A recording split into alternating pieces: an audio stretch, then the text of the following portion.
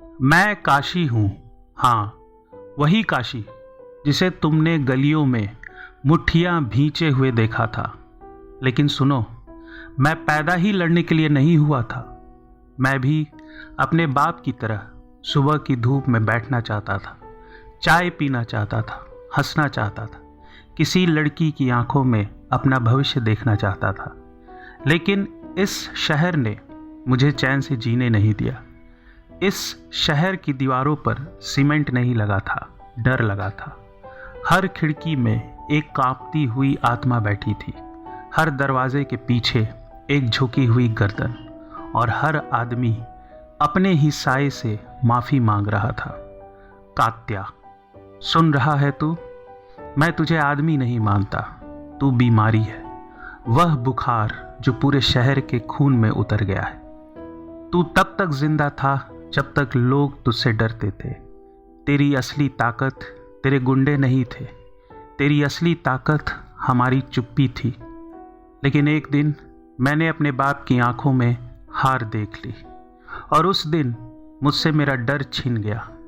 जिस आदमी ने मुझे चलना सिखाया, अगर वही आदमी अपमान के बोझ से झुक जाए तो फिर बेटे के भीतर कुछ टूट जाता है।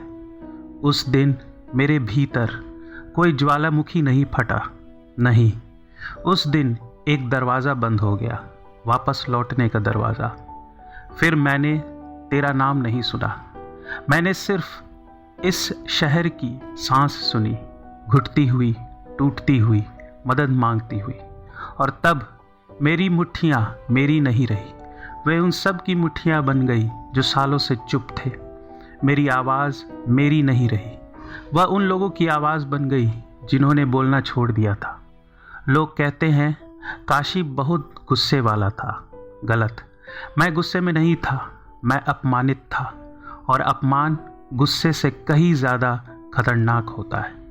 आज भी रात के सन्नाटे में मैं अपने बाप की आवाज़ सुनता हूँ। वह कहते हैं, बेटा, आदमी की ताकत उसकी मुट्ठी में नहीं होती, उसकी रीढ़ में होती है।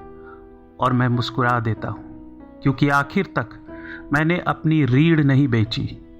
अगर कल कोई नया कात्या पैदा होगा तो शायद कोई नया काशी भी पैदा होगा, किसी गली में, किसी झोपड़ी में, किसी मजदूर के घर।